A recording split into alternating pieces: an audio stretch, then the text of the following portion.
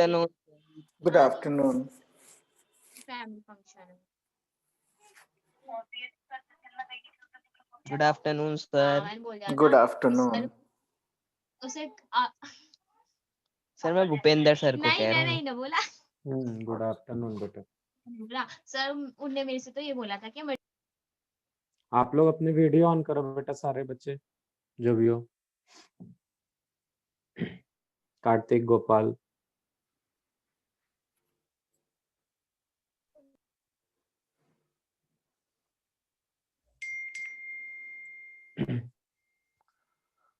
ग्रिशांत, Vaibhav, Urvashi, video on करो बेटा अपने।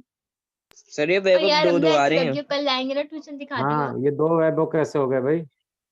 सैटरडे कौन नहीं है? है कल नहीं अब सर। भग गया दोनों सर जरा जी। वीडियो ऑन करो अपने। दूसरे का नाम क्यों यूज करते हो?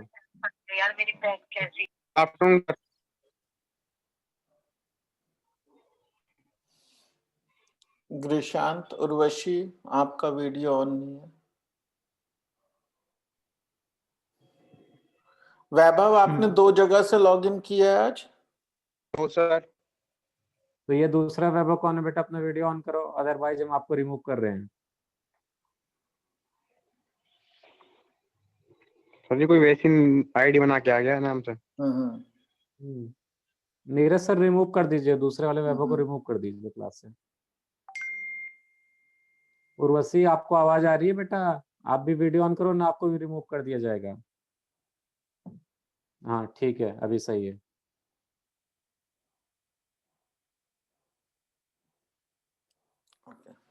Let's get started, okay?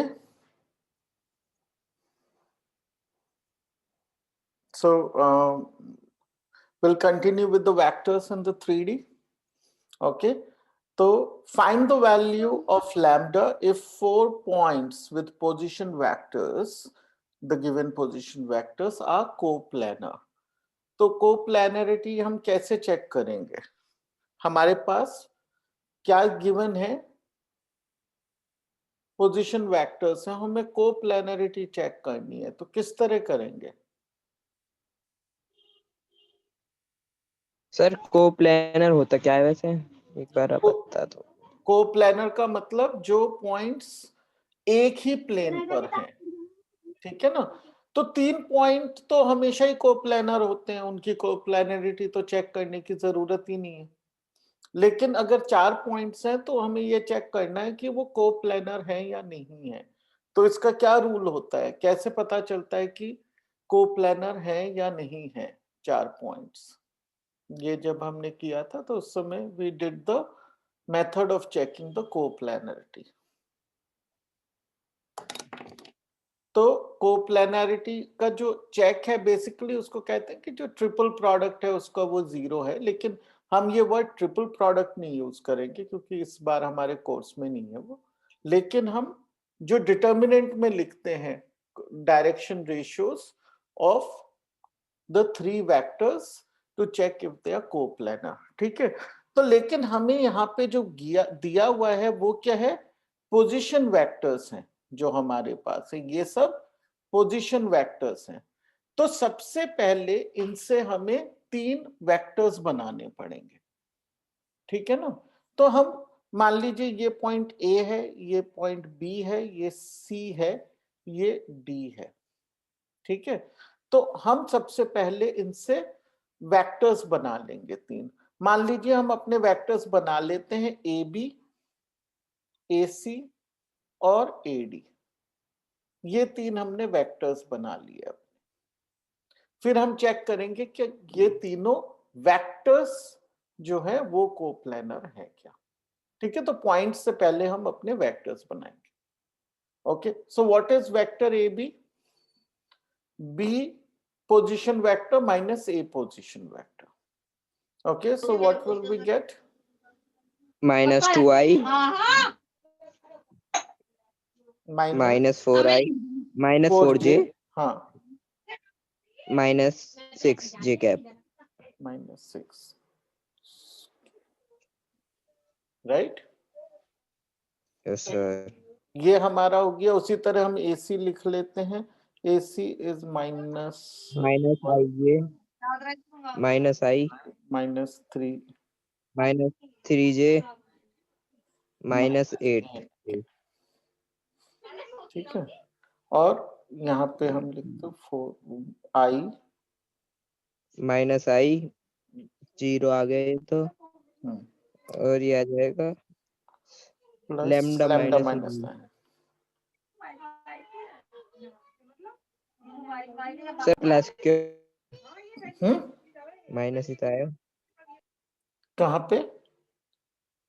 Plus lambda minus 9। Okay right, ठीक है ये हमारे 3 वेक्टर्स बन गए राइट। अब ये वेक्टर्स का कोप्लेनरिटी चेक क्या होता है? वेक्टर्स की डायरेक्शन रेशियोज का डिटर्मिनेंट। ठीक है, तो वो हम चेक करते हैं, वो 0 होगा तो कोप्लेनर है, 0 नहीं है तो कोप्लेनर नहीं है। -4 6 -6 -1 -3 -8 1 0 0 और लैम्डा -9 ओके, सो ये 0 है क्योंकि ये कोप्लेनर है। हमें अब लैम्डा की वैल्यू निकालनी है राइट। तो व्हाट कैन वी डू? एक तो हम इस वाली रो को जो है दोनों रोज को -1 से मल्टीप्लाई कर सकते हैं just to simplify our calculations. Negatives are more difficult to handle, right? And we can divide this one by 1 or by 2, right? So this will become 1, this will become 2, and this will become 3, right? Now we have to expand it. So how would we expand it? On which one is a good idea to expand? 1 पहले first line first इस वाली रो पे expand कर लेते हैं।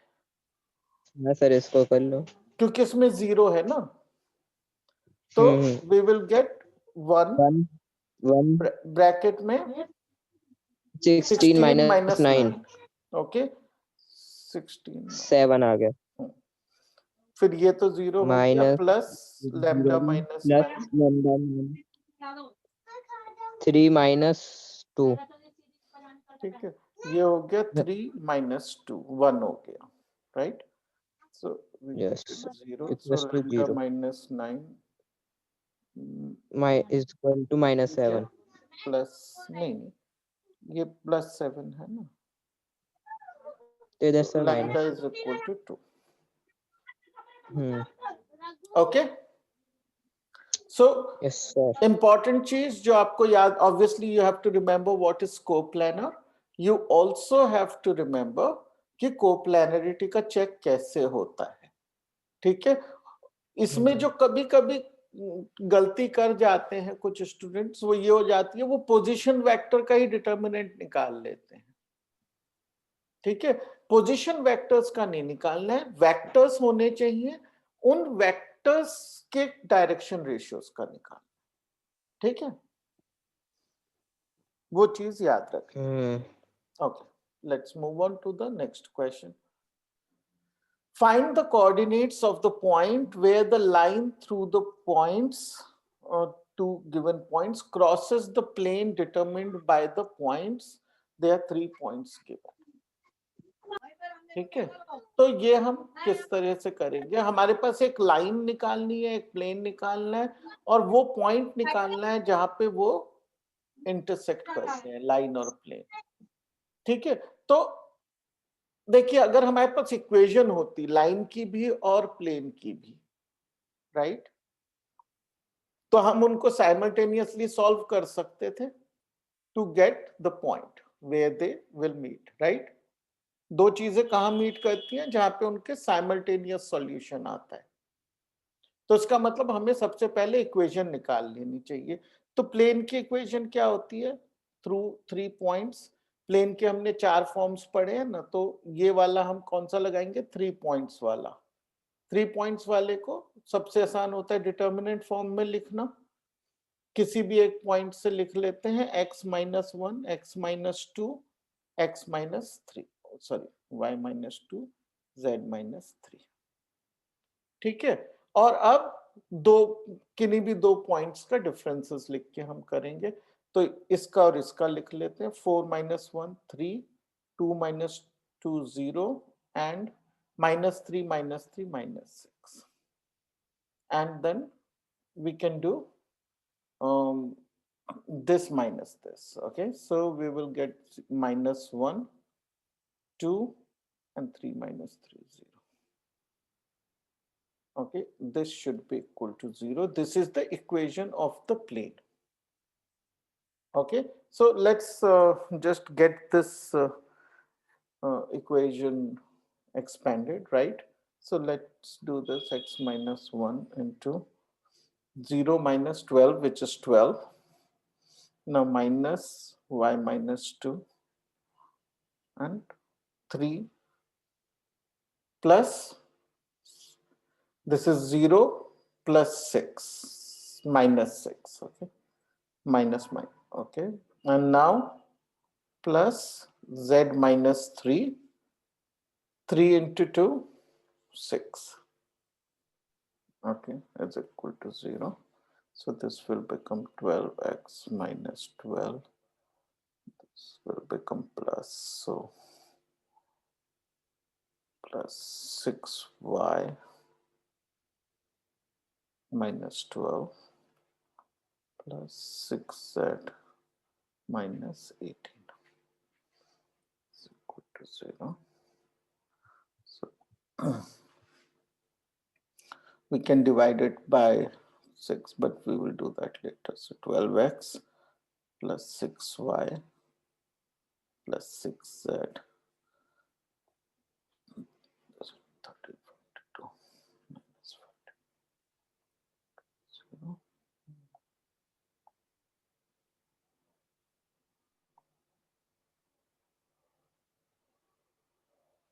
Right? So now we can divide this by 6. So 2x plus y plus z is equal to 7. तो ये हमारी इक्वेशन ऑफ द प्लेन आ गई. How will we write the equation of the line passing through these points? Line की equation क्या होगी? We can write x minus 2 and then the difference of the x coordinates, right? 1. Y minus 3, so y plus 3 by we did this minus this, right? So minus 1. And now z minus 1 by minus 5 minus 1, which is minus 6, right? So this is the equation of the line. Now हम कैसे, ये तो इस तरह से लिखी हुई equation है, इन दोनों को साइमल्टेनियसली सॉल्व कैसे करेंगे? ये इक्वेशन 2 है, इन दोनों को हम साइमल्टेनियसली सॉल्व करने का क्या तरीका यूज करते हैं जब ऐसी सिचुएशन होती है? क्योंकि देखिए सबसे इंटरेस्टिंग चीज क्या होती है कि इसमें जो इक्वेशन आती है लाइन की, वो एक स्ट्रेंज तरह की इक्वेशन होती है, राइट, विद टू इक्वालिटीज, है ना? ये थोड़ा अलग है ना, जैसे हम नॉर्मली साइमल्टेनियस इक्वेशंस पढ़ते हैं, लीनियर इक्वेशंस पढ़ते हैं, उससे थोड़ी अलग है, इसमें दो इक्वल टू होते हैं. तो इन दोनों को हम साइमल्टेनियसली कैसे सॉल्व करते हैं? कल भी हमने की थी एक दो, बताइए. वो बार बार यूज होगी वो टेक्निक. हम क्या करते हैं कि ये रेशियोस 3 इक्वल हैं, राइट? तो इस रेशियो को equal to, let's say we put it as a lambda और अ के और सम कांस्टेंट, राइट? फिर इन ये सारी इक्वेशन बना के हो जाएगा. तो फिर हम x को लैम्डा के टर्म में लिखेंगे, y को भी और z को भी, और जो वो x की लैम्डा के टर्म की वैल्यूज हैं वो दूसरी इक्वेशन में पुट कर देते हैं, उससे लैम्डा की वैल्यू आ जाएगी, राइट? लैम्डा की वैल्यू आ जाएगी तो हम वापस लैम्डा की वैल्यू इन रेशियोज में डालकर x, y, z की वैल्यू निकालेंगे. तो ये इसका स्टैंडर्ड तरीका होता है, क्योंकि ये हमें आना चाहिए, क्योंकि जो हमने नॉर्मल इक्वेशन सॉल्विंग की है उसमें ऐसी दो इक्वालिटी वाली इक्वेशंस हम नहीं करते हैं, ये हम केवल इसी चैप्टर में यूज होती है ये चीज हमारी, ठीक है। So let's do that. So x की क्या वैल्यू आ गई, x की आ गई λ+2, y की क्या आ गई minus lambda minus -3, and z की आ गई -6 लैम्डा +1। Very good. नाउ ये तीन वैल्यूज उठा के हम इक्वेशन 1 में डाल देंगे, right. So let me sir and we will solve for lambda. So we put it here. So 2 bracket में λ+2 plus y, which is minus lambda -3 plus z -6 lambda plus 1 is equal to 7. Okay, so let's do that. This is 2 lambda minus lambda minus 5 lambda, right? So this is minus 5 lambda, and this is 4 minus 3 is 1.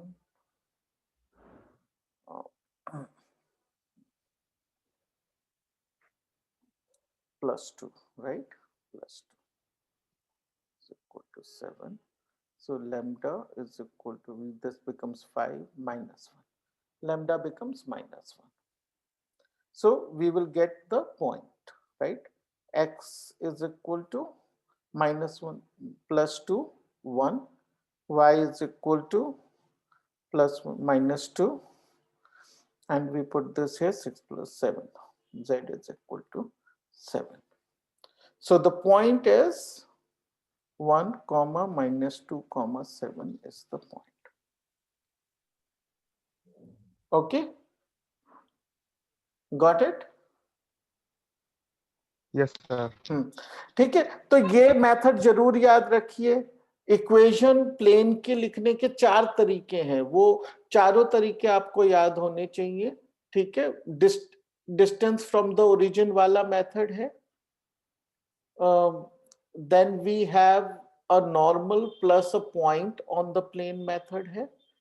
we then have the 3 point method जो हमने यहाँ पे use किया है, और तीसरा है intercept form, और चौथा है इंटरसेप्ट फॉर्म, राइट। तो ये चारों तरीके से हैं, और इनमें आपको उनका कार्टेशियन तरीका जैसे जो हमने यहाँ पे यूज किया, मतलब XYZ वाला, और वेक्टर वाला IJK वाला तरीका, दोनों के दोनों आपको आने चाहिए चारों प्लेन के लिखने की। लाइन फिर भी सिंपल है क्योंकि लाइन इसी तरह से लिखी जाती है, ठीक है। ओके, अब मैं आपसे एक चीज पूछता हूं बिफोर वी मूव ऑन।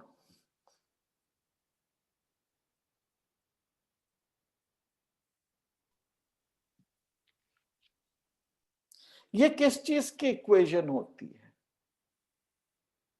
हम 2 डायमेंशनल ज्योमेट्री पढ़ते आए हैं ना, ये किस चीज की इक्वेशन होती है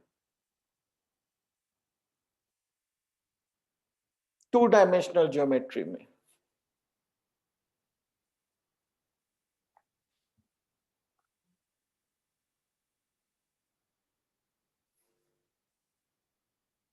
एनीबडी कैन टेल मी ये किस चीज की इक्वेशन है 2 डायमेंशनल ज्योमेट्री में?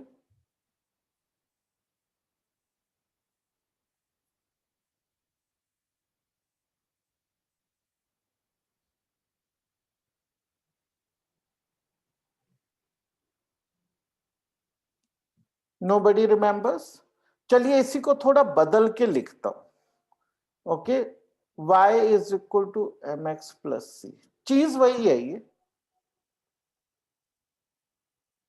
ठीक है ना। बस मैंने इसको b से डिवाइड करके ऐसे लिख दिया है और कुछ भी नहीं किया यहाँ पे। तो ये y इज इक्वल टू, ये किस चीज की इक्वेशन है? ये सिमिलर इक्वेशंस है।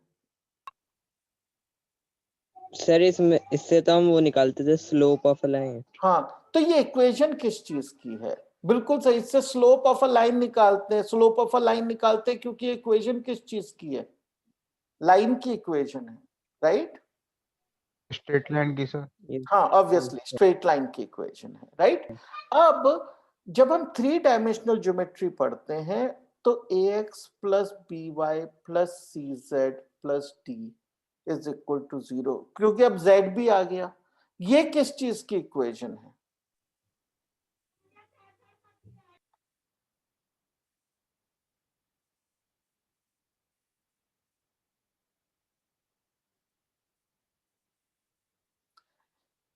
ठीक है ना। तो ये लाइन की इक्वेशन नहीं रही। अब जैसे ही हम 3 डायमेंशनल में आए, ये लाइन की इक्वेशन नहीं रहती है, ये इक्वेशन हो जाती है प्लेन की, right? Yes, sir. This is a very fundamental thing. You should know this, right? This will not come most likely as a question, लेकिन ये हमें पता होना चाहिए। लाइन की इक्वेशन बड़ी, वो जो अभी हमने देखी 3 रेशियोज इक्वल होती हैं, वो होती है लाइन की इक्वेशन 3 डायमेंशनल। ठीक है। तो जैसे जैसे डायमेंशन चेंज होते हैं, तो बेसिकली इसको हम कैसे एक्सप्लेन करते हैं कि डिग्री ऑफ फ्रीडम बदल जाते हैं जैसे जैसे जो डायमेंशंस बदलते हैं, इसलिए वो इक्वेशन लीनियर दिखने वाली इक्वेशंस का मीनिंग बदलता रहता है। ठीक है। तो यू शुड रिमेंबर कि जो लीनियर इक्वेशन है इन 3 डायमेंशनल, वो प्लेन की इक्वेशन है। ओके, चलिए। A variable plane which remains at a constant distance 3p from the origin cuts the coordinate axes at A, B, C. Show that the locus of the centroid of a triangle ABC is this. Okay, so before we do this, let's understand some of the concepts used in this. सबसे पहले ये बात करते हैं, ये locus क्या चीज होती है? What is locus?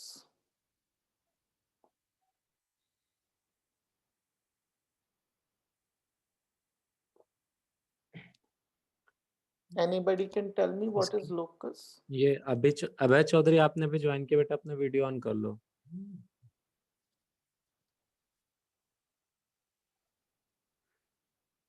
Abhay Chaudhary video on कर लो बेटा अपना।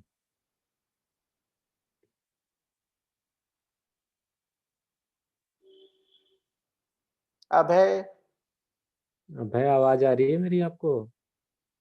रिप्लाई भी नहीं करते हो आप लोग। Vaibhav, your video has also gone off. Keep your video on. Vaibhav Garg video on कर लो बेटा। अभय, हाँ,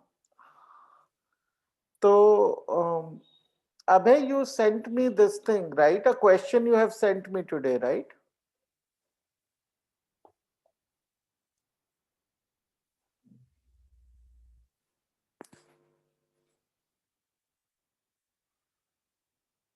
Abhay?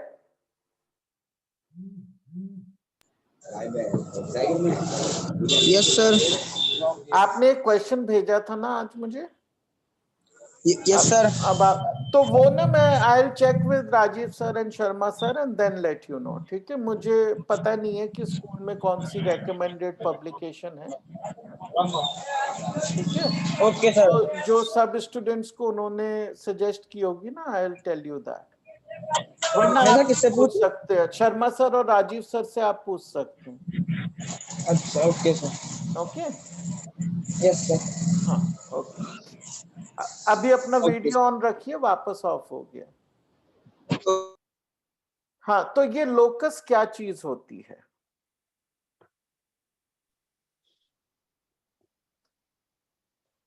लोकस का मतलब होता है कि कोई पॉइंट जो वेरिएबल पॉइंट है which is bound by certain conditions. ठीक है। तो अगर एक वेरिएबल पॉइंट है, उसको हम किसी कंडीशन से बाउंड कर दें कि भाई ये कंडीशंस मीट करना चाहिए, तब वो कोई एक ट्रेजेक्टरी फॉर्म करता है वो पॉइंट। ठीक है। और इन मैथमेटिकल टर्म्स एक इक्वेशन बनती है, राइट? उसको बोलते हैं लोकस। सेंट्रॉइड क्या चीज होती है? What is a centroid of a triangle? हाँ, सर जो मिडिल पॉइंट होता है। हाँ, मतलब एक तरह का मिडिल पॉइंट है, लेकिन सर्कल के केस में बहुत सारे मिडिल पॉइंट्स, सॉरी ट्रायंगल के केस में बहुत सारे मिडिल पॉइंट्स होते हैं, राइट? सेंट्रॉइड कौन से वाला मिडिल पॉइंट होता है? जैसे सर्कल है, उसमें तो सेंटर होता है, वो तो डिस्प्यूटेड सेंट्रल पॉइंट होता है, ठीक है। लेकिन जब हम ट्राइंगल की बात करते हैं तो हम बहुत तरह से डिफाइन करते हैं, सबकी अलग अलग प्रॉपर्टीज होती हैं। उनमें से एक सेंट्रॉइड होता है। सेंट्रॉइड किसको कहते हैं? सर जहाँ जिस 3 मीडियंस जहां पे उसकी मीडियंस मिलती हैं। Very good, right. तो जहां पे मीडियंस मिलती हैं किसी भी ट्राइंगल की, उस पॉइंट को मीडियन मतलब जो उसके ऑपोजिट साइड के मिडिल पॉइंट को ज्वाइन करने वाली लाइंस है, ये जहां पे मीट करती हैं, और ये हमेशा मीट करेंगे, ठीक है। तो दो जहां क्रॉस कर गई, तीसरी उसी में से ही जाएगी, ठीक है।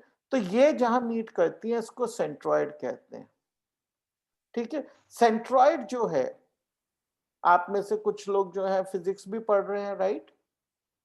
तो फिजिक्स में भी सेंट्रॉइड की बहुत ज्यादा वैल्यू होती है। सेंट्रॉइड की क्या वैल्यू होती है फिजिक्स में? Can somebody tell me that?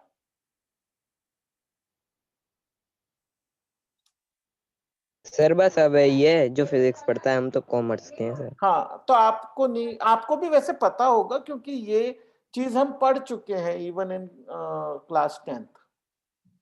But वहां पे वो एक्स्ट्रा वाला जो पार्ट होता है ना, उसमें होती है, आपके रेगुलर कोर्स में नहीं होती वो। तो क्या है ये चीज सेंट्रॉइड? ये सेंटर ऑफ ग्रेविटी होता है। अगर एक लेमिना होता है in the shape of triangle, उसका सेंटर ऑफ ग्रेविटी होता है। अब कोऑर्डिनेट ज्योमेट्री के पर्सपेक्टिव से ये पॉइंट कौन सा पॉइंट है? हम इतनी सारी लाइंस निकाल के उनका इंटरसेक्शन तो निकालने से रहे, दैट वुड मीन कि we are spending half an hour doing this problem. तो ये कहां होता है सेंट्रॉइड? Somebody knows? इस लाइन में, इस लाइन के ऊपर ये पॉइंट कहां पे होता है जो सेंट्रॉइड होता है? जहाँ पर ये मीडियम पॉइंट जो है सर, मिडल। हाँ, लेकिन ये कहां पे होता है? कहाँ पर मतलब सर? ये मतलब मिड पॉइंट होता है, इस वाली लाइन पे कहां लाई करेगा ये? ठीक जहाँ है पर ना? ये सारे मिल रहे हैं। हाँ, तो ये हमेशा इसको 2:1 की रेशियो में डिवाइड करता है, ठीक है। और कोऑर्डिनेट ज्योमेट्री के Yes. पर्सपेक्टिव से, कोऑर्डिनेट ज्योमेट्री के पर्सपेक्टिव से क्या होता है इसमें कि ये पॉइंट जो है, क्योंकि ये हमारा, देखिए अगर हमारे ये एक्सिस हैं तो हमने, ये हमारा ट्राइंगल बन गया, right. We are talking of this triangle. तो जो सेंट्रॉइड है, अगर ये वाला पॉइंट, ये एक्स एक्सिस है, हम नहीं, हम इसको यूजुअली वाई ले लेते हैं, इसको जेड ले लेते हैं, इसको एक्स ले लेते हैं, ठीक है। तो ये वाला पॉइंट जो है, ये मान लीजिए एक्स है, ये वाई है और ये जेड है, इंटरसेक्ट। सो सेंट्रॉइड कहाँ पे होगा? X comma x by 3, y by 3 and Z/3। ये जो है ये इसका सेंट्रॉइड होगा यहाँ, यस। ठीक है ना। ये 2:1 रेशियो में डिवाइड करता है मीडियंस को। ओके, तो हमारे पास ये इंफॉर्मेशन आ गई सेंट्रॉइड की। लोकस क्या होता है ये हमें पता चल गया, ठीक है। तो अब गिवन इंफॉर्मेशन से हमको ये निकालना है, ठीक है। तो हमारा प्लेन वेरिएबल है जिस पे कंस्ट्रेंट क्या है? कोई भी प्लेन हो सकता है, लेकिन उस पे एक कंस्ट्रेंट है। कंस्ट्रेंट क्या है कि उसका डिस्टेंस जो है वो हमेशा 3p रहता है। तो ऐसे प्लेन को हम कैसे लिख सकते हैं? Lx plus my plus nz is equal to 3p, है ना। मतलब जो नॉर्मल के डायरेक्शन कोसाइंस हैं वो बदल रहे हैं, राइट। ये प्लेन टिल्ट हो रहा है, लेकिन जो इसका नियरेस्ट डिस्टेंस फ्रॉम ओरिजिन है, राइट, वो हमेशा 3p रहता है। विजुलाइज करके देखिए कि एक प्लेन है, एक आपने स्फीयर बना दिया जिसका रेडियस है 3p और इस स्फीयर के सेंटर को ओरिजिन पे रख दिया, राइट। आपने एक बॉल ली जिसका रेडियस है 3p और उसका जो सेंटर है उसको ओरिजिन मान लो। अब एक आप हार्डबोर्ड ले लो, कार्डबोर्ड ले लो, कोई भी प्लेन ले लो, उसको आप इस स्फीयर के ऊपर टच करते हुए कहीं पे भी मोड़ रहे हो, किधर से भी टच कर लो उस प्लेन पे, उस बॉल पे, तो डिफरेंट प्लेन्स बनेंगे ना इस तरीके से। प्लेन तो ये सब अलग है, सबकी इक्वेशन अलग है, लेकिन सबका डिस्टेंस जो है 3p है सेंटर से, राइट।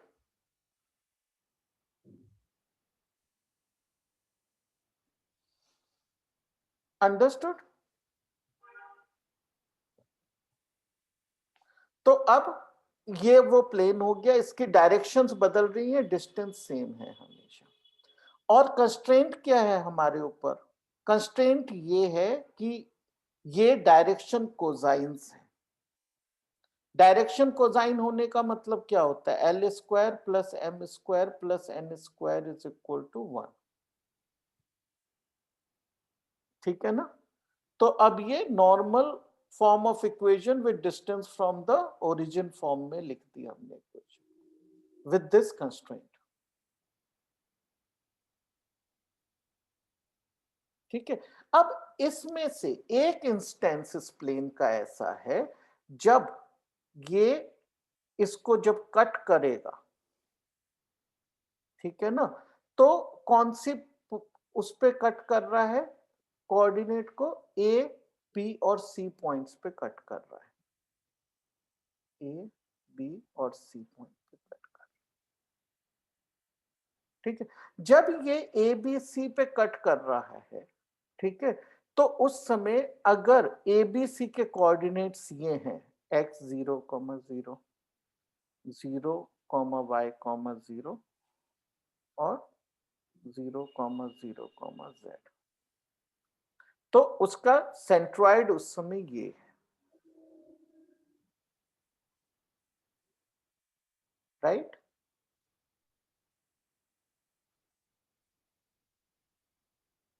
तो उस समय प्लेन की इक्वेशन क्या होगी? जब ये इसको इन जगहों पे कट कर रहा है,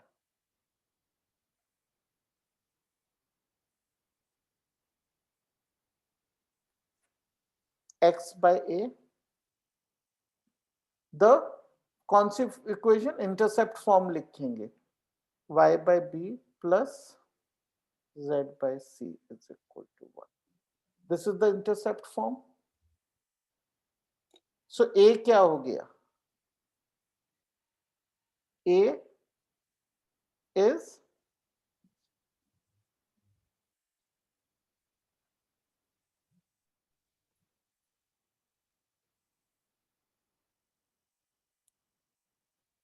बताइए।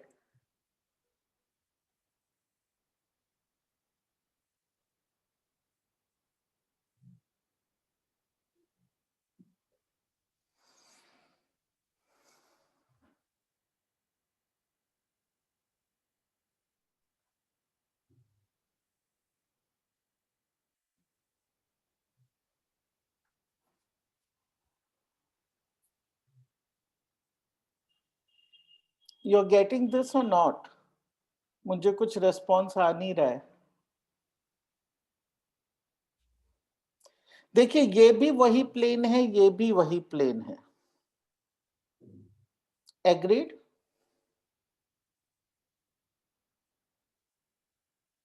दोनों एक ही प्लेन है, बस हमने अलग अलग तरह से लिखा है, तो दोनों को कंपेयर कर सकते हैं।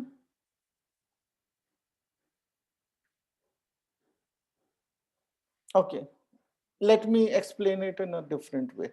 ये जो है इस वाली इक्वेशन को लीजिए, ये वाली इक्वेशन क्लियर है?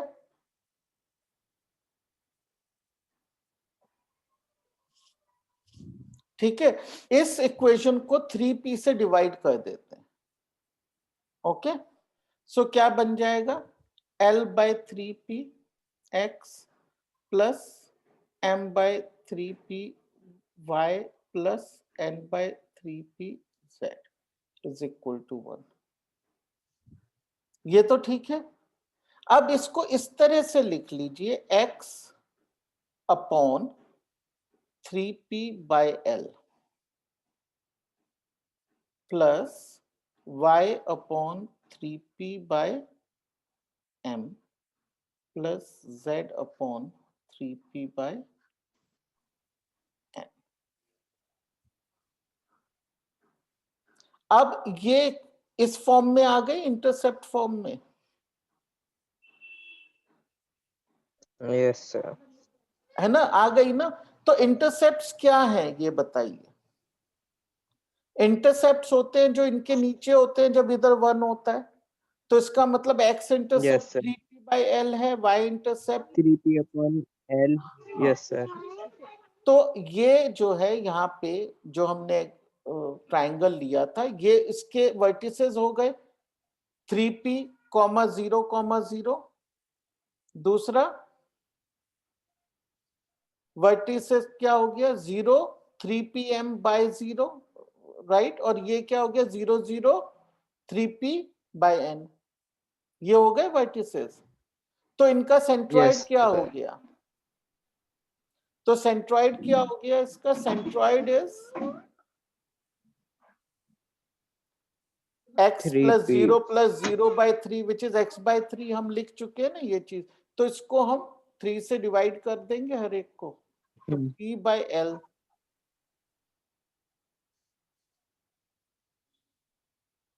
p by m and p by n is the centroid,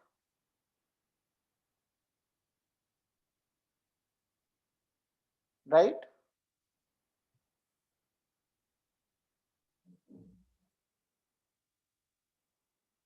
This is the centroid.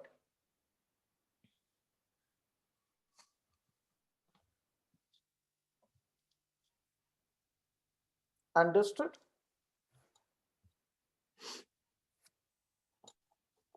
और हमारे पास कंस्ट्रेंट क्या है?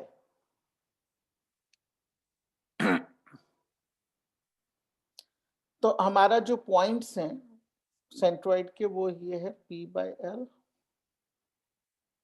y is equal to p by m and z is equal to p by n।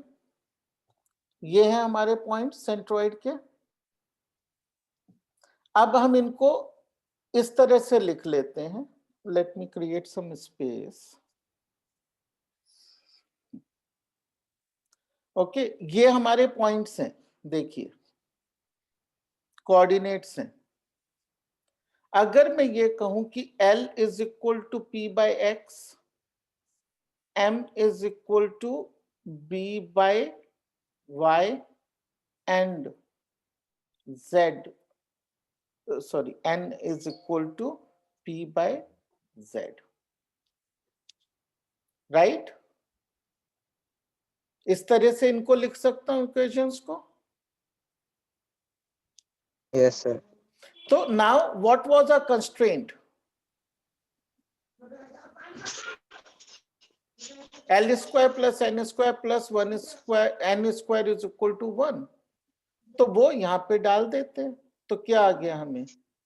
p square by x square plus p square by y square plus p square by z square is equal to 1, right? Divide this equation by p square, we will get this, right? Yes. So understood what we had to do in this question. So ये Yes, जो sir. Locus के questions हैं ये हम किस तरह करते हैं in general? We actually write the given conditions, okay? We find the generic point, yes. और फिर वो जो जेनरिक पॉइंट हमने निकाला है उस जेनरिक पॉइंट पे जो कंस्ट्रेंट्स थे वो अप्लाई कर देते हैं। तो जैसे यहाँ पे हमारा कंस्ट्रेंट ये था वो हमने अप्लाई कर दिया।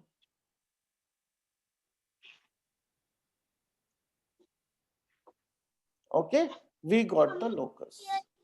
Okay, so this is a board question, right? So this is not a typical type of a question. So ऐसा नहीं है कि हर बार बिल्कुल ऐसा ही question आता है 3D geometry में से, लेकिन ये definitely आ सकते हैं इस तरह के questions. Okay, so now Okay, we sir. are coming to an end of the class. Okay, so we will continue with this topic, do a few more questions tomorrow. Okay, तो फिर हमारा 3D और vector भी cover हो जाएगा, एक revision at least हमारा हो चुका होगा. कैलकुलस का एक रिवीजन हो गया है, राइट?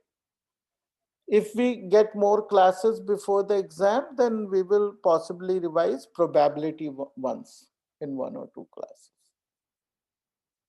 ठीक है?